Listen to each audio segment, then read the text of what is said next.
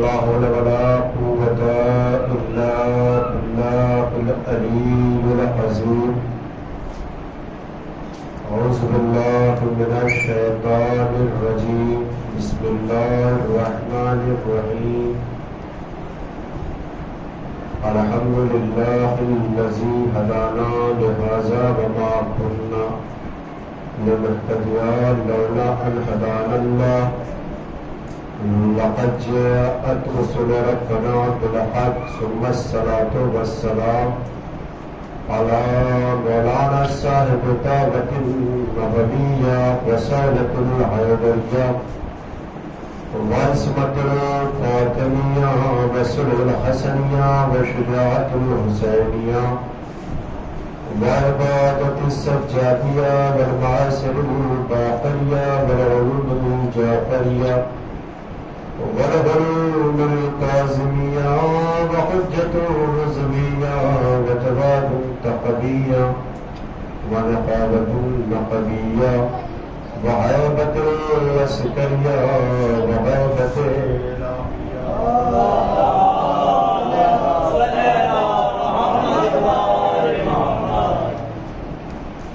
أما بعد فقد قال رسول الله صلى الله عليه وآله وسلم بسم الله الرحمن الرحيم. أولنا محمد أوسطنا محمد آخرنا محمد وكلنا محمد.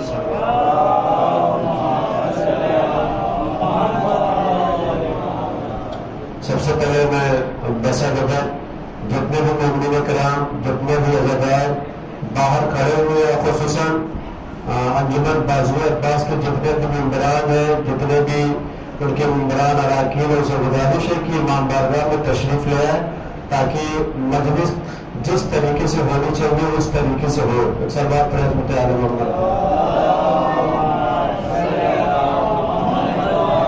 مختصر مجلس کرنا ہے تو آپ حضرات امام بارگاہ میں تشریف لے آئے ورنہ مجلس جو گھنٹہ ڈیڑھ گھنٹہ نہیں چل سکتی. سب آپ محمد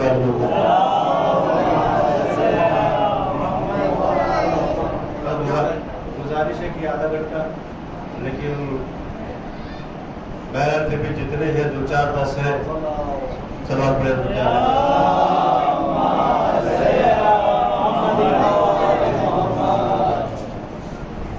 بڑی معتبر حدیث ہے رسول اللہ کی کہ اولنا محمد اوسطنا محمد آخرنا محمد وقتنا محمد.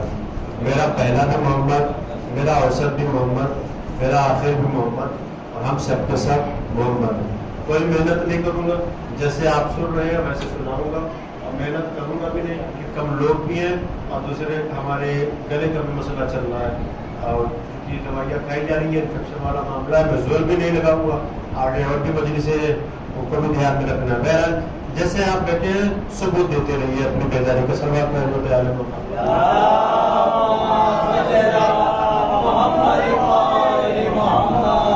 مشہور معروف حدیث ہے آپ سنتے رہتے ہیں اکثر علماء کرام سے اکثر ذاکرین کرام سے. اولنا محمد اوسطنا محمد آخرنا محمد وکلنا محمد. میرا پہلا بھی محمد میرا اوسط بھی محمد میرا آخر بھی محمد ہم سب کے سب محمد. یعنی آپ اول سے لے کے آخر تک جس زاویے سے جس نظریے سے دیکھیں گے سب کے سب محمد ہیں. ہر امام اپنے وقت کا محمد ہے. ہر امام اپنے وقت کا محمد ہے تو اپنے وقت کا محمد جو بھی اللہ کی باتیں ہیں جو بھی اللہ کی طرف سے ہدایات ہے چاہے وہ قرآن مجید کے سلسلے سے یا آل محمد کے سلسلے سے وہ لوگوں کے سامنے رکھ رہا ہے. یعنی دین اسلام کی جو باتیں ہیں اصول دین ہے وہ فروع دین ہے وہ سامنے رکھی جا رہی ہے. کیوں؟ اس لیے کہ اس دین پر چلیے جس دین میں آپ کو پیدا کیا ہے. بھائی ابھی تو شکریہ کا مقام ہے کہ آپ کو باپ جو ہے دے دیا بیٹا بنا کے دے دیا ورنہ ہوتا کوئی باپ آپ کا اور ورنہ ہوتی ماں کوئی اور ورنہ آپ بھی ہوتے کسی اور کے بیٹے. تو شکریہ ادا کریے کہ ہم ایسے دین میں ہیں کہ جہاں پہ عالم محمد کے علوم ہیں. سلام پڑھے ہوتے عالم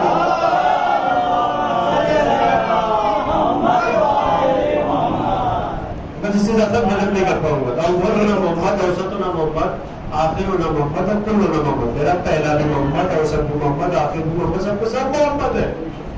لیکن آج کے ہمارے جو نئے مسلمان بھائی ہیں وہ اس حدیث کو نہیں سمجھتے یا سمجھنے کی کوشش نہیں کرتے. یہ کیسے ہو سکتا ہے کہ پہلا بھی محمد، اوسط بھی محمد، آخر بھی محمد، سب کو سب محمد ہے. دیکھیے آدھا گھنٹہ پڑھوں گا، سوئیے گا نہیں.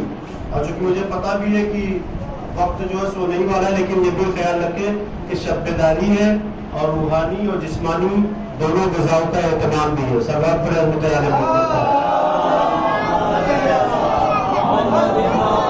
سمجھنے کی کوشش نہیں کرتے. یہ کیسے ہو سکتا ہے کہ رسول اللہ نے کہہ دیا کہ میرا پہلا بھی محمد، میرا اوسط بھی محمد، میرا آخر بھی محمد، سب کو سب محمد ہے. محمد صرف ایک محمد ہے، رسول اللہ.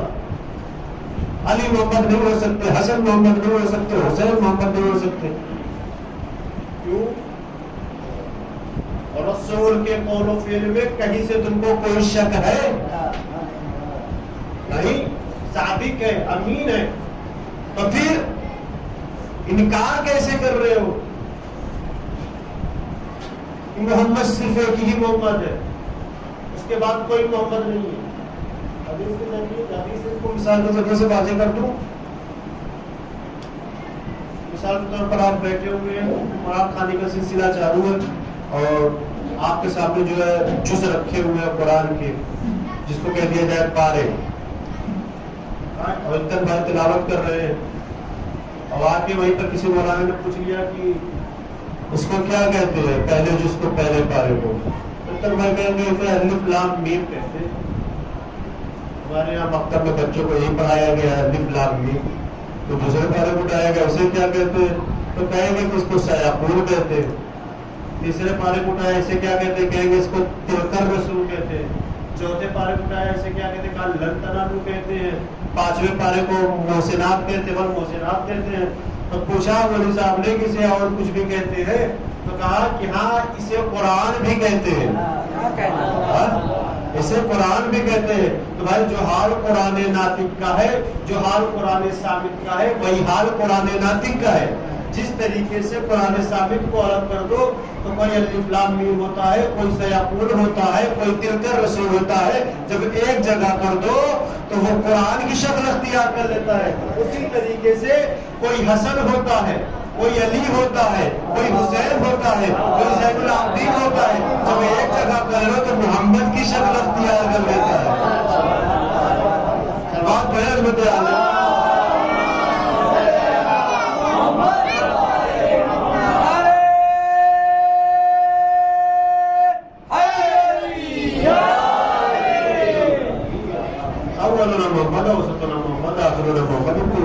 میرا پہلا بھی محمد، اوسط بھی محمد، آخر بھی محمد، سب میں سب محمد ہے. اچھا یہاں پر ایک جملہ اعتراض، وہ تریزہ جس کو بولا جاتا ہے، جو حوض وغیرہ میں جو پڑھتے ہیں ان کو پتا ہے. یہاں پہ ایک اعتراض یہ ہوتا ہے کہ جس طریقے سے رسول اللہ نے اپنے بارے میں فرمایا میرا پہلا بھی محمد، میرا اوسط بھی محمد، میرا آخر بھی محمد، سب محمد ہے، اس طریقے سے علی کے بارے میں کیوں نہیں فرمایا؟ اعتراض کیا. علی کے بارے میں کیوں نہیں فرمایا؟ میرا پہلا بھی علی، میرا اوسط بھی علی، میرا آخر بھی علی، سب کو سب علی. جب نے رسول اللہ نے کہا اور رسالت کی نظر سے دیکھا وہ نادان، جب ایک علی تھے تو نصیری نے خدا کہہ دیا اگر 12 کے 12 علی آ جائیں گے تو دنیا کا کیا حال ہوگا؟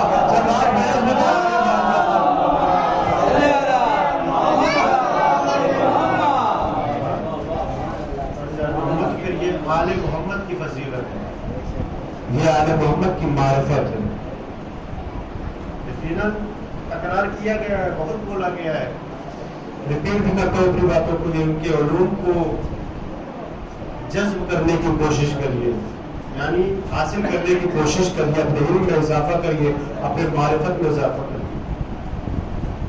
ورنہ عبادات دیکھیے، ایسی عبادات انہوں نے کی ہے، عبادتیں کی ہیں کہ اللہ بھی رشک کرنے لگا. یار محمد نے ایسی عبادتیں کی.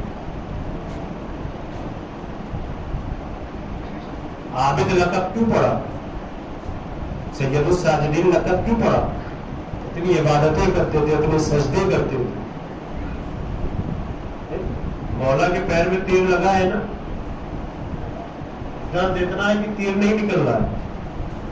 اور کسی نے رسول اللہ سے کہا کہ کہیں ایسا نہ ہو کہ درد زیادہ بڑھ جائے اور علی کی دقتیں اور بڑھ جائے, یہ تیر نکلے تو کیسے نکلے؟ کہا بس ایک ہی طریقہ ہے. کہا جب علی محو عبادت ہو جائے, یعنی علی جب عبادت کرتے ہیں تو اپنے اللہ سے اس طریقے سے محو کلام ہو جاتے ہیں کہ پھر ان کو دنیا کی فکر نہیں ہوتی ہے, پھر اسی میں تیر نکال سکتے ہو تو نکال لو. اور روایت ہے کہ ایسا تیر نکالا کہ مولا کو پتا بھی نہ چلا. خود مولا کا ہی قول ہے, پہلے امام کا ہی قول ہے کہ سورج کو گواہ بنایا ہے. کیا سورج گواہ ہے نا کہ جب بھی تو طلوع ہوا ہے تو نے علی کو سوتا ہوا نہیں پایا ہے. ہمارا حال کیا ہوتا ہے؟ ارے سورج طلوع ہونے کی بات چھوڑیے, وہ تپش پہ آ جاتے پھر بھی ہماری یاد نہیں کرتی ہے. چل بات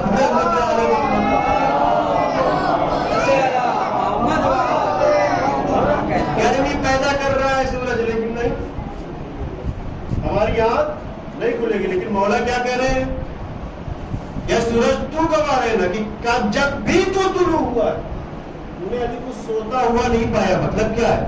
عابد شب زندہ دار, رات بھر جاگ کے عبادتیں کیا کرتے تھے.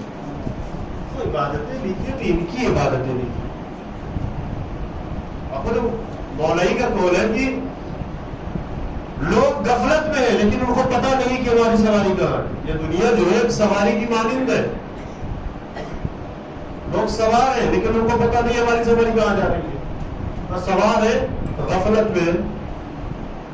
آج جو بیدار ہو گیا اس نے سواری کو پہچان لیا اور یہ بھی پہچان لیا کہ ہماری سواری کہاں جا رہی ہے, ہمارا راستہ کدھر ہے. لیکن اسی دنیا میں کچھ ایسے سوار ہیں جو غفلت میں سواری کر رہے ہیں لیکن ان کو پتہ ہی نہیں کہ ہمارا راستہ کدھر ہے, ہماری سواری کی منزل کہاں ہے, کہاں کس طرف کس موڑ میں لے کے جا رہی ہے. ہو سکتا ہے کہ وہ جملہ جو ہے نہ سمجھ پا رہے ہو, جو جوان بیٹھے وہ بھی نہ سمجھ پا رہے کہ مولانا نے کیسی بات پا رہے ہیں مولا کی. میں ایک مثال کے ذریعے سے بات کرتا ہوں. سوال پڑھ بتا لے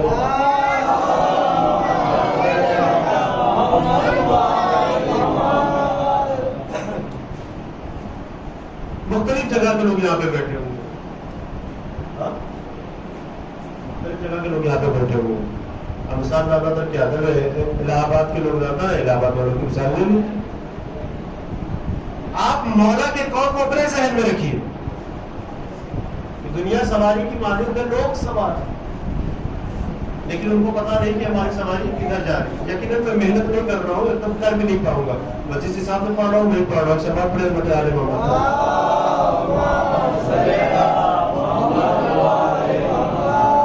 آپ کہیں کا بھی سفر کریں,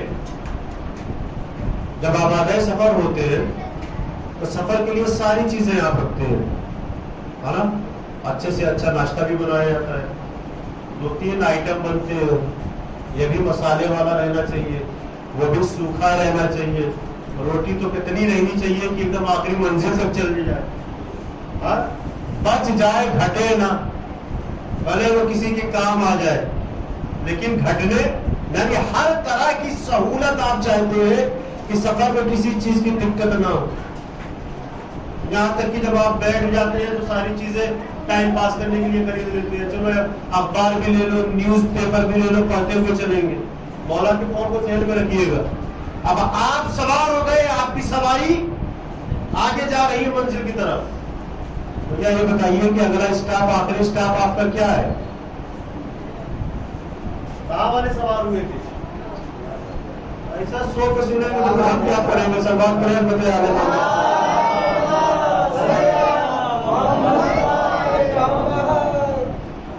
سلوات پہ بتے آ رہے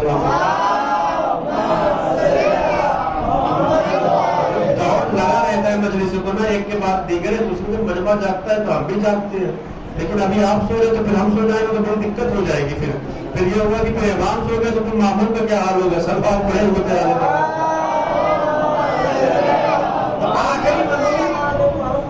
ہماری جو ہے الہ آباد, اب پریاگ راج اس کو کہہ لیجیے. بڑے بڑے لوگوں نے آ کے اس کا نام بھی دے دیا لیکن الہ آباد کا الہ آباد بول رہے ہیں. آخری منزل الہ آباد ہے، سو گئے، نیند کا ہلکا سا ضربہ کاری ہوا، جھٹکا آیا، سو گئے الہ آباد آنے سے پہلے. لیکن کسی نے جھنجھوڑا آپ کو، کوئی آپ کے ساتھ اور تھا جو الہ آباد کے آگے بھی جا رہا تھا. جھنجھوڑا، بھیا کہاں اترو گے؟ تو کہا کہ الہ آباد میں اتریں گے. تو کہا جلدی کرو، الہ آباد آ کے جا رہا ہے. اب انصاف سے بتائیے اس پریشانی کے عالم میں، اس جلد بازی میں آپ کریں گے کیا؟ جتنی جلدی ہو سکے ساری چیزوں کو لیں گے نا. ہائے میرا بیگ، ہائے میرا ناشتے کا جھولا، پانی کا باٹل، نیوز پیپر، جوتا، چپل، سب ہائے ہائے کہہ کے وہ بھاگیں گے. کیوں؟ سواری کہیں ہماری منزل کے آگے نہ نکل جائے اور ہم اپنی منزل سے چھوٹ جائے. مولا کہتے ہیں کہ دنیا سواری کی مانند ہے، لوگ سوار ہیں لیکن ان کو پتہ نہیں. جب ان کا آخری وقت آئے گا، جب بستر مرگ پہ ہوں گے، آخری وقت آئے گا، تب کہیں گے ہائے ہماری نماز، کہاں بیٹھے ہیں، ہائے ہماری نماز، ہائے ہمارے روزے، ہائے ہمارے حج، ہائے ہمارے زکات، ہائے ہمارے حسنہ، یہ سب کہاں گئے؟ کاش کہ ہم نے پہلے ادا کر لیے ہوتے، بچا لائے ہوتے، تو آج ہماری سواری آخرت کی طرف جاتی. ایک سوال پڑھے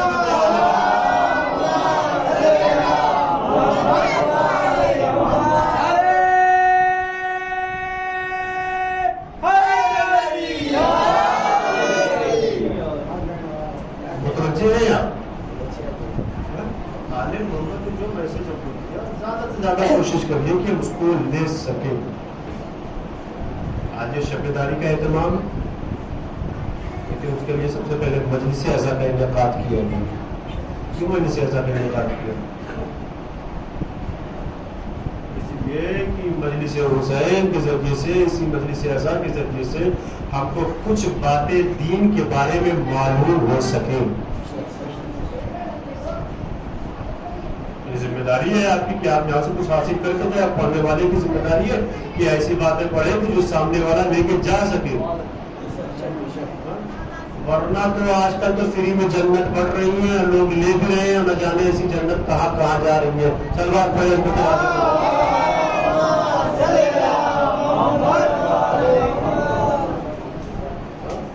کوشش کریے بصیرت پیدا ہو، بے بصیرت نہ رہے، با بصیرت رہے. آل محمد کا چاہنے والا کبھی بے بصیرت نہیں، با بصیرت ہوا کرتا ہے، معرفت میں اضافہ کرتا رہے. تو جب آل محمد کے چاہنے والے ہو جاؤ گے تو کیا عبادات، کیا توبہ، ساری چیزوں کا علم ہو جائے گا اور عبادت کرنے میں بھی مزہ آئے گا. پہلے ویسے بنو تو. اچھا یہ بتائیے، یہ نام علی، نام محمد، مصطفیٰ اور مرتضیٰ یہ آئے تھے کس کے لیے؟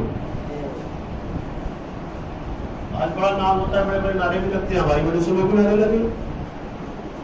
لیکن میں ایک سوال کر رہا ہوں، شکریہ ادا کریے اس کا کہ اس نے مصطفیٰ اور مرتضیٰ جیسے کو بھیج دیا آپ کے لیے.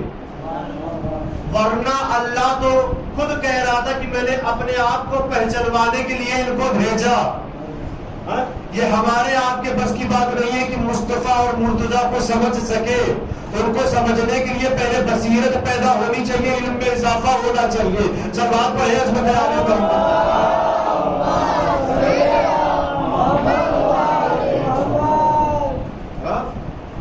ابھی غور کریے گا، اس پہ فکر کریے گا. بس چاہنے والے ہیں ان کے، اور کیسے چاہنے والے، کس معیار کے چاہنے والے. اپنے آپ کو پرکھیے، امتحان کی منزل میں لائیے، اپنے آپ کو دیکھیے ہم چاہنے والے ہیں کہ نہیں. نہ جانے ہم سے کتنے گناہ بھی ہو رہے ہیں لیکن ہم کو فکر نہیں. کبھی ہم توبہ بھی نہیں کرتے، کبھی اس کی بارگاہ میں آ کے تلافی بھی نہیں کرتے، کبھی آل محمد کو وسیلہ بھی نہیں بناتے. جو ہمارے پاس اتنا مضبوط وسیلہ ہے اور جس کے لیے خود قرآن مجید میں ہے کہ شاید ہے کہ وقت اول ہے وسیلہ. اللہ خود ارشاد فرما رہا ہے کہ تم اپنے وسیلے کو تلاش کرو، لوگوں کی طرح بناؤ نہیں. ہاں لوگوں نے تو بنا لیے اور بنا کے پوجنے بھی لگے، لیکن تمہارے پاس وسیلہ ہے، بس تلاش کرو. تو ہمارے پاس تو سامنے وسیلہ ہے. ائمہ معصومین علیہ السلام آج میں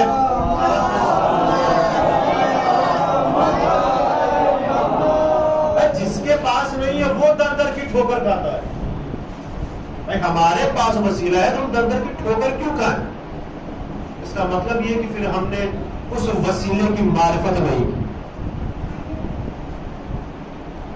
جو اللہ نے ہمارے لیے بھیجا تھا کہ پہچانو ان کی قدر کرو، ان کی اہمیت دیکھو.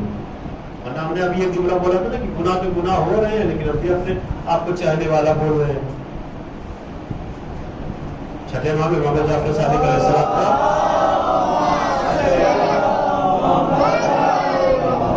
ایک بول ہے نا کہ ہمارا چاہنے والا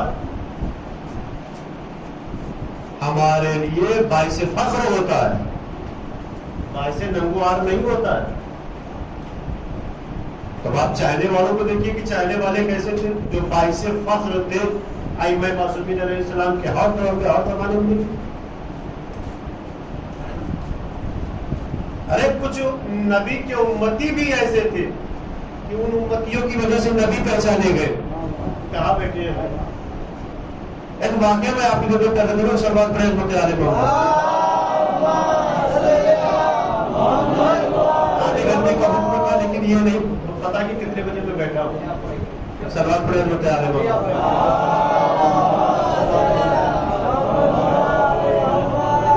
توبہ آپ نے سنا ہے تو توبہ کرتے لیکن ایک توبہ ہوتی توبہ نصوح. سنا ہے آپ نے؟ توبہ نصوح کر لو اس کے بعد کوئی گناہ نہیں ہوگا. بہت سے بزرگ آج بھی کہتے ہیں جن کو علم ہوتا ہوگا یہ توبہ نصوح کیا ہے.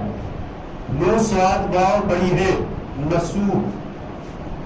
یہ توبہ نصوح کیا ہوتا ہے بھائی؟ ابھی تک تو ہم نے سنا تھا کہ توبہ ہے گناہ ہم نے کیا ہے اس کی بارگاہ میں آئے ہم نے توبہ کر لیا اب اس کے بعد گناہ نہیں کریں گے. اس سے عہد کر لیا ہے تو پیمان کر لیا اب اس کی عبادت میں لگ گئے. لیکن یہ توبہ نصوح کیا ہوتا ہے؟ توبہ نصوح کر لو. واقعہ ایسے قوم بنی اسرائیل میں ایک شخص تھا جس کا نام تھا نصور. سلوات پڑھیں رحمت عالم.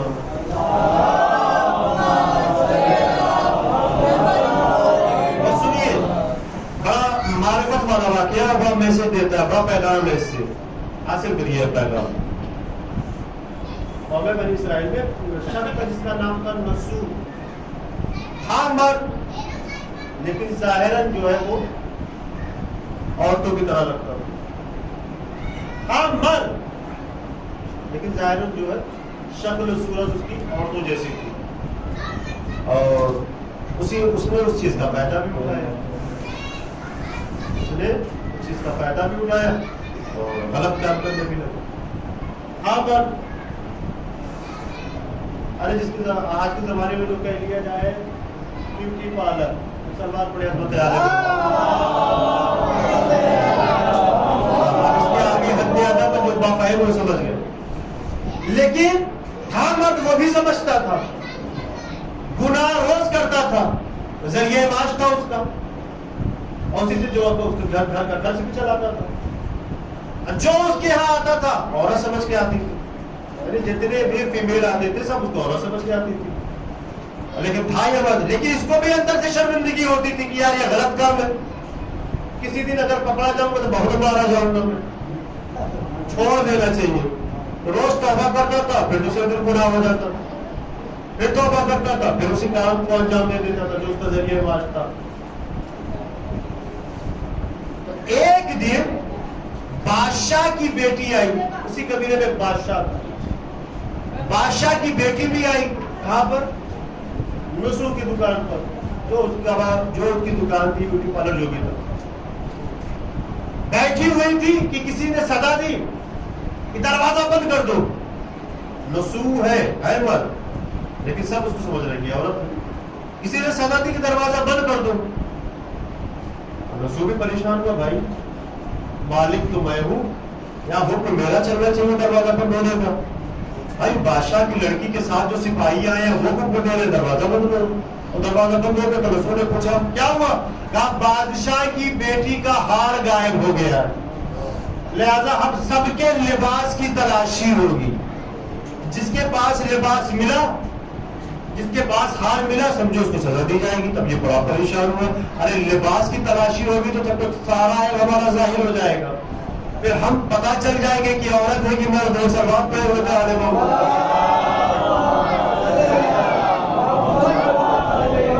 بیدار ہے نا. اب جتنے بھی وہاں پہ تھے جو عورتیں عورتوں کے پاس عورتیں جا رہی تھی چیک کرنے کے لیے، مرد تھے مرد کے پاس مرد جا رہے تھے، سپاہی جا رہے تھے. یہ بڑا پریشان تھا کہ اگر کوئی ہمارے پاس آ گیا چیک کر لیا، ہار تو نہ ملے گا ہمارے پاس، میں تو چور نہیں ہوں، لیکن جو چھپی ہوئی تھی چیز وہ ظاہر ہو جائے گی لوگوں پر.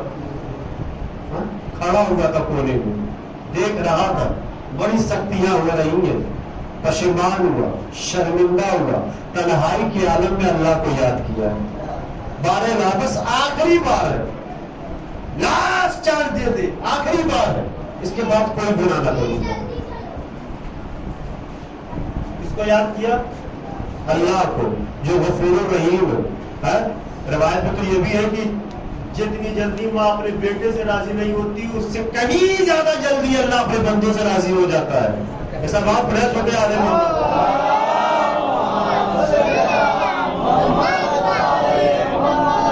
یاد کیا تنہائی میں، بارے معاف کر لے، بچا لے، ان لوگوں سے بچا لے، میرے عیب کو ظاہر نہ ہونے دے. میں زبان سے نکلا ہی تھا، سوچا تھا، نیت کی تھی، اللہ نے توبہ قبول کر لی. پھر کسی نے سزا دی رہے تو چھوڑ دو. کیوں؟ کیا ہوا؟ بادشاہ کی بیٹی کا ہار مل گیا، بچا لیا اللہ نے. ہار کا ہار جو جس نے چوری کی تھی وہ چور پکڑا گیا، یہ بچ گیا. سب چلے گئے. اس نے اسی دن سے عہد کر لیا، پیمان کر لیا کہ اب یہ کس کام کو انجام نہ دوں گا. ایک بستی کو چھوڑ دیتا ہوں، دوسری بستی میں چلا جاتا ہوں. چھوڑ دیا اس نے، ایک دور جگہ پہ چلا گیا اور اس نے وہیں پہ جو ہے خیمہ ایمان نصب کر لیا، وہیں پہ رہ گیا. جاتا تھا روز جو ہے کسی طریقے سے پھاوڑے آوڑے سے اور کسی چیز سے جو ہے کھیت پہ کام کرتا تھا. اس کے بعد جو ہے شام کو اپنے خیمے پہ آ جاتا تھا. کچھ مہینے گزر گئے. ایک سال بعد پڑے چھوٹے عالم محمد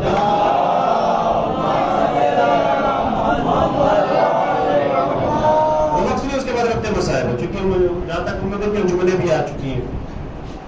کچھ مہینے گزر گئے.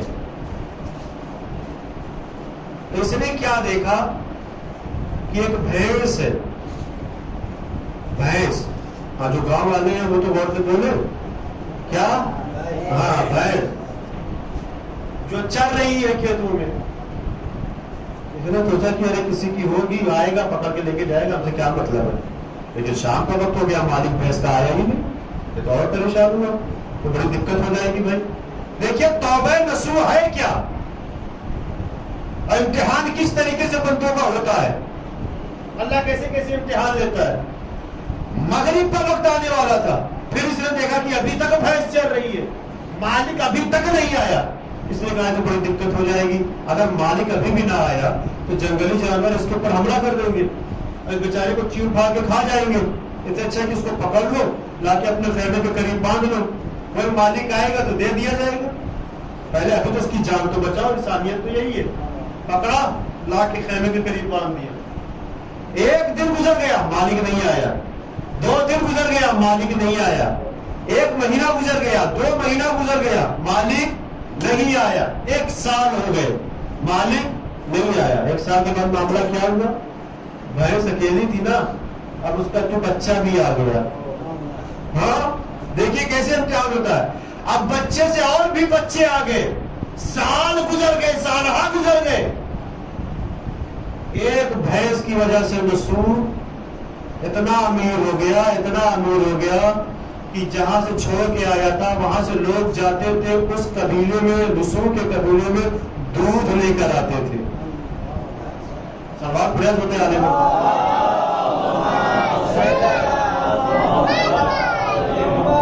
سالہ گزر گئے، مالک نہیں آیا.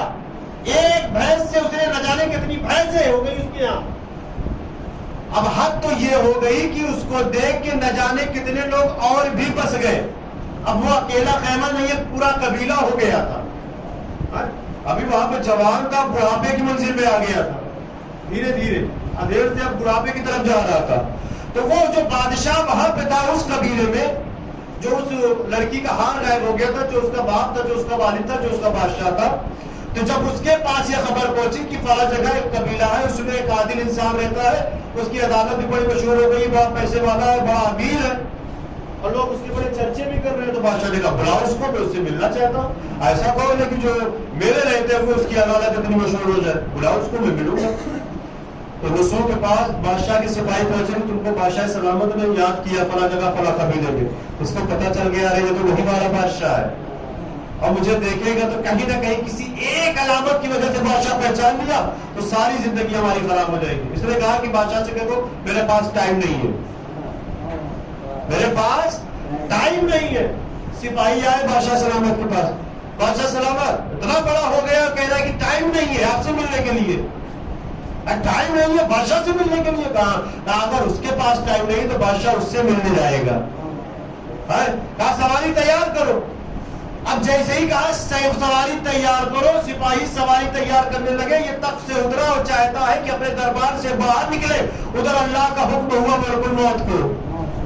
تھوڑا بیدار ہو جائیے. اللہ کا حکم ہوا ملک الموت کو، ملک الموت جاؤ اور اس بادشاہ کی روح قبض کر لو. اس بادشاہ کی روح قبض کر لو. ملک الموت آیا، روح قبض کر کے لے کے چلا گیا. کیا ہوا؟ جس سے ملنے کے لیے نکلا تھا مل نہیں پایا. اب معاملہ یہ ہوا کہ بادشاہ کی رعایا پریشان. کبھی کبھی واقعہ اتنا بڑا ہو جاتا ہے کہ سنتے سنتے نیند آنے لگتی ہے. سب بات پریاض ہوتے آ رہے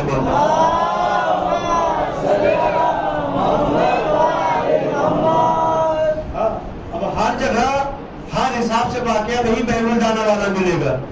ہاں جس کو سن کے آپ بس تو خالی ہنسی ہی نہیں، بہلول کے بھی میسج ہو، بہلول کے واقعے کو دیکھیے تو اپنی معرفت میں اضافہ کریے، چاہے وہ رسول ہو چاہے وہ بہلول ہو. ایک سوال پریاض ہوتے آ رہے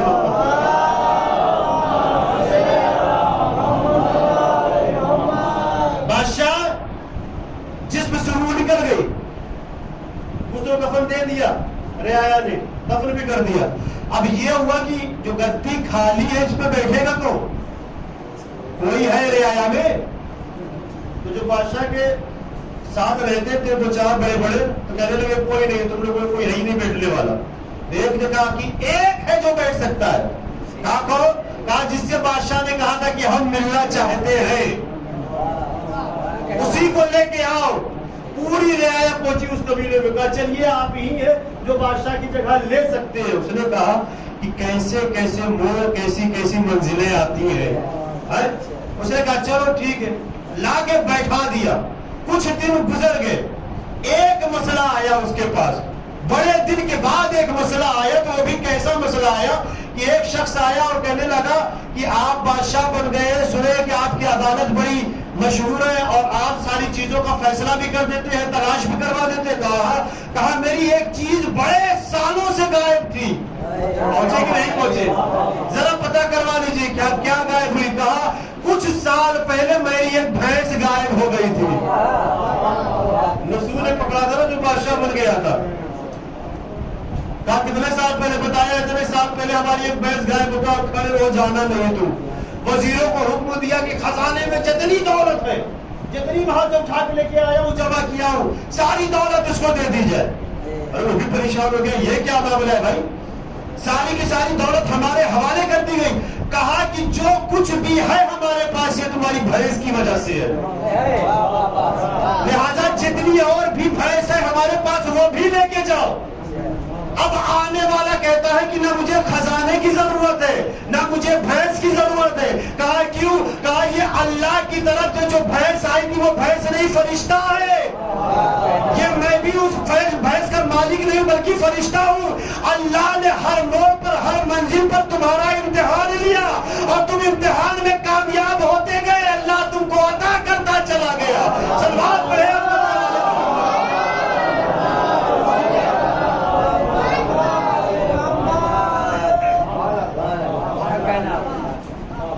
امتحان تو ہوگا، امتحان تو ہوگا. ہمارے معصوم علیہ السلام کا ارشاد گرامی ہے کہ وہ مومن بھائی ہی نہیں جس کا 40 دن میں امتحان نہ ہو. یعنی مومن وہ ہوتا ہے کہ جس کا ہر 40 دن پر امتحان ہو. بس 7 امتحان سے مومن گزرتا ہے. ہاں ایسا تھوڑی نہیں کہ ایک دم کھاٹ باٹ سے بھی رہے اور سالوں ایسے گزرتے رہے. نہیں، مومن وہ ہوتا ہے کہ جو امتحان کی منزلوں سے گزرے. اللہ اس کا امتحان لیتا ہے، دیکھتا ہے کہ صرف زبانی مومن ہو یا کام کے بھی مومن ہو. سب بات پڑھے مجھے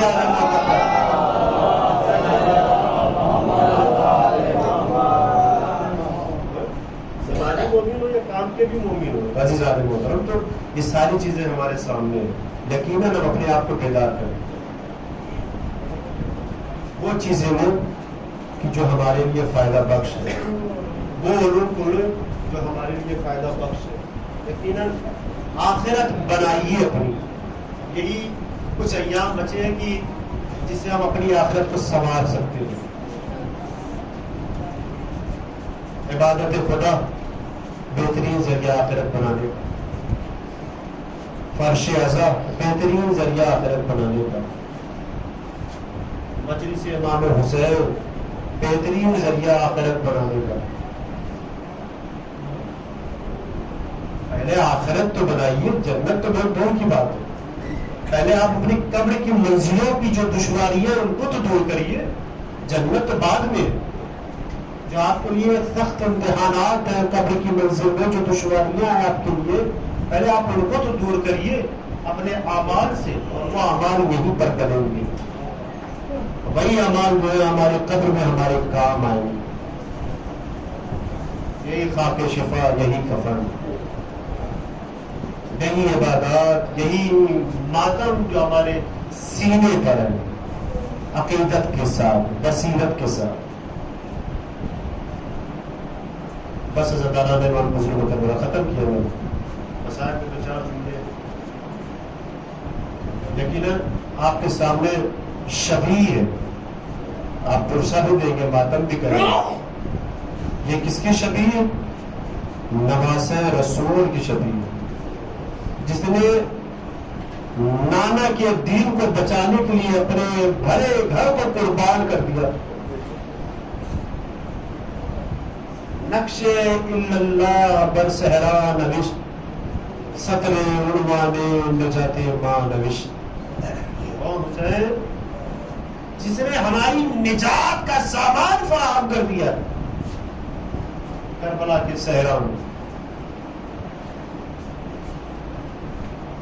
اور بیٹا بھی ایسا تھا کہ باپ کے شہید ہو جانے کے بعد ہمیشہ جب تک زندہ رہا ہائے بابا کہہ کے روتا رہا. جب تک کربلا میں تھے جناب سید سجاد. اور 11 محرم کو جب شبہ ملون آگے بڑھا ہے نا سب کو اسیر بنانے کے لیے، حسرت بھری نگاہ سے جناب سید سجاد کربلا کی طرف دیکھ رہے تھے، میدان کی طرف دیکھ رہے تھے. جناب زینب کی نظر پڑی، قریب آئی. اے بیٹا سجاد، کیا حالت ہے غربت کو، تم بھی ہمارا سہارا چھوڑ دو گے؟ ایک جناب سید سجاد نے کہا، ایک پیغمبر ذرا انصاف سے بتائیے کہ وہ بیٹا کیا کرے کہ جس کے بابا کا جنازہ کربلا کی جلتی زمین پر بے غسل و کفن ہے. اب بیٹا اتنا مجبور ہے کہ اپنے باپ کو 2 روز کفن بھی نہیں دے سکتا. اجر کو اللہ جب تک زندہ رہے روتے رہے، کریا کرتے رہے. جب رہائی ملی ہے ہم مدینے میں جب تک رہے بس ایک ہی لفظ کو یاد کرتے تھے. کیا؟ الشام الشام الشام. کسی نے کہا کہ مولا آپ اتنی کثرت سے شام شام کہہ کے کیوں روتے ہیں؟ اتنی کثرت سے شام شام کہہ کے کیوں روتے ہیں؟ پتہ ہے میرے مولا نے کیا کہا کہ جب پہلی دفعہ وہ تھا کہ جب میری 4 سالہ بہن سکینہ کو کربلا سے جب لے کے کوفے کی طرف چلے اور کوفے سے لے کے جب شام کی طرف چلے ہیں نا تو میری بہن سکینہ کو اونٹ کی ننگی پشت پر باندھ دیا گیا اور اونٹوں کو ایسا دوڑایا گیا کہ ہائے جیسے جیسے اونٹ دوڑتے تھے میری بہن کے جسم سے خون نکلتا بابا کو یاد کرتی تھی. کہا مولا دوسرا وقت کب تھا جب آپ نے شام کو یاد کیا ہے؟ کہا دوسرا وقت نہ سنو، جب شام کے بازار میں پہنچے ہیں نا تو یہ ندا دی گئی کہ ہاں یہ باغی ہے، یہ خارجی ہے، نہ جانے کیسے کیسے ظلم ہو رہے تھے، گرم پانی ہم پر پھینکے جا رہے تھے، اسی میں آگ کے شعلے بھی پھینکے جا رہے تھے، اور انہی شعلوں میں سے ایک شعلہ میرے امامے کے بیچ میں آیا. ہائے سجاد اتنا مجبور تھا کہ ہاتھوں میں ہتھکڑیاں، پیروں میں بیڑیاں، گلے میں تاج، ارے اتنا مجبور تھا کہ اپنے سر سے ان آگ کے گولوں کو شعلوں کو پھینک نہیں سکتا تھا، اور بابا کو یاد کرتا تھا، کبھی چچا عباس کو یاد کرتا تھا. میں اجرکم اللہ کا ہے مولا. تیسرا وقت کب تھا کہ جب آپ نے شام کہہ کے روئے؟ کہا سنو کہ جب قید خانے شام میں میری بہن زندان شام میں اپنے بابا کو یاد کرتے کرتے اپنے بابا کے پاس چلی گئی، روح جسم اقدس سے پرواز کر گئی. ہائے بھائی اتنا مجبور تھا، میں سجاد اتنا مجبور تھا کہ اپنی بہن کے جنازے کو قبر کی منزل میں لے کے اترنا چاہ رہا تھا، لیکن پیروں میں بیڑیاں، ہاتھوں میں ہتھکڑیاں تھی. ارے سجاد اتنا مجبور تھا کہ قبر کی منزل میں اتر نہیں پا رہا تھا. اجرکم اللہ. مولا آپ کو کوئی غم نہ دے. صبح کبھی سیدھی شدہ کیا. بس چھوٹی سی روایت، آخری روایت ہے، ختم کیا میں نے. جناب سید سجاد قید خانے شام کے بارے میں آپ نے سنا ہوگا کہ کیسا قید خانہ تھا. یقیناً میں بڑی محنت سے پڑھ رہا ہوں لیکن آواز ہے کہ جو ساتھ نہیں دے رہی، میں بھی کوشش کر رہا ہوں. تو دو جملے سنیے. قید خانہ تھا، اوپر سے کھلا تھا، دن میں دھوپ کی تپش رہتی تھی، رات میں اوس پڑتی تھی، جگہ اتنی تنگ تھی کہ بچے کبھی اس ایک بیوی کی گودی میں رہتی تھی، کبھی ایک بیوی سے دوسری بیوی کی گود میں جاتے تھے. اتنی کم جگہ تھی کہ پیر پھیلانا دشوار تھا. جناب سید سجاد اسی قید خانے زندان شام میں ایک ہوتا تھوڑا سا اوپر آتے ہیں اور کہاں آ کے بیٹھ جاتے، اس جگہ آ کے بیٹھ جاتے کہ جہاں پر دروازہ تھا زندان شام کا. ایک ہوتا دربان کو بلایا، دربان کو ملازم کو، اور کہنے لگا کیا تھوڑی دیر کے لیے دروازے کو کھول سکتا ہے کہ تھوڑی سی ہوا اندر آئے اور ان بچوں کو سکون دے سکے. ملازم تھا، چاہنے والا تھا، اہل بیت کا چاہنے والا تھا. بیٹھ گیا قریب آ کے اور ایک سوال کیا جناب سید سجاد سے. اے قیدی تم کہاں کے رہنے والے ہو؟ بس جیسے ہی سنا جناب سید سجاد کی آنکھوں سے آنسو جاری ہو گئے. کیا بتائے، بس زبان سے نکل گیا مدینے کا رہنے والا ہوں. ارے جیسے ہی مدینے کا نام سنا نا پریشان ہو گیا وہ ملازم، وہ خادم. کہا مدینے کے رہنے والے ہو؟ کہا کس قبیلے کے رہنے والے ہو؟ رو کے کہا قبیلہ بنی ہاشم کے رہنے والے، خاندان بنی ہاشم کے رہنے والے ہیں. ارے تم خاندان بنی ہاشم کے رہنے والے ہو تو ضرور جانتے ہوگے وہاں پر میرا آقا حسین رہتا ہے. ارے بابا کا نام سنا جناب سید سجاد پریشان ہو گئے. کہا تو حسین کو دیکھے گا پہچانے لے گا؟ کہا ارے وہ میرے آقا حسین تھے، ان کے بابا علی مرتضیٰ نے مجھے آزاد کروایا تھا. ارے جیسے ہی جناب سید سجاد نے بابا اور دادا کا نام سنا، ایک مرتبہ خادم کو بلایا، گلے سے لگایا. اے خادم، اے ملازم، ارے تم نے پہچانا نہیں جس حسین کا تم نے نام لیا ہے، ہائے اسی کا بیٹا سید سجاد ہوں. اے ملازم، ارے ان لوگوں نے مجھے قید کر کے، میری پھپھیوں کو، میری ماں کو، میری بہنوں کو قید کر کے زندان شام میں رکھ دیا. اے ملازم، وہ دربار میں دیکھ تیرے آقا حسین کا سر ہے جن کو 3 دن کا بھوکا پیاسا شہید کر دیا گیا. انا للہ و انا الیہ راجعون. نظم کا فضائلی و مسئلی